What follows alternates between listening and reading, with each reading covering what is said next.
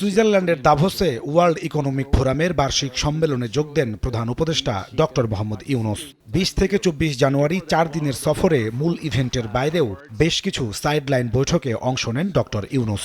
এ সময় বিশ্বের বড় বড় নেতা ও ব্যবসায়িক প্রতিষ্ঠানের সঙ্গে স্বার্থ সংশ্লিষ্ট নানা ইস্যুতে আলোচনা হয় তার। বাংলাদেশের বিজনেস ডেলিগেশন সুইজারল্যান্ড সফরের বিস্তারিত তুলে ধরে রোববার ফরেন সার্ভিস একাডেমিতে সংবাদ সম্মেলন করেন প্রধান উপদেষ্টার প্রেস উইং।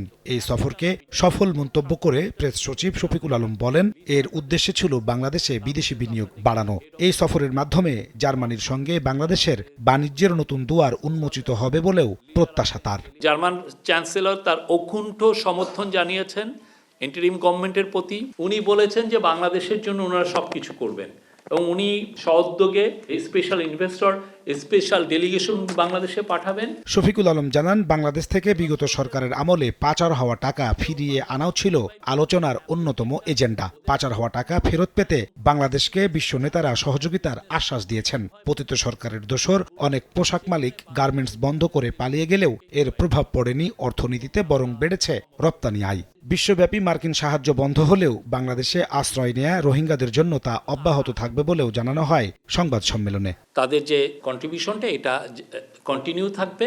নাজমুস সালেহী, সময় সংবাদ, ঢাকা।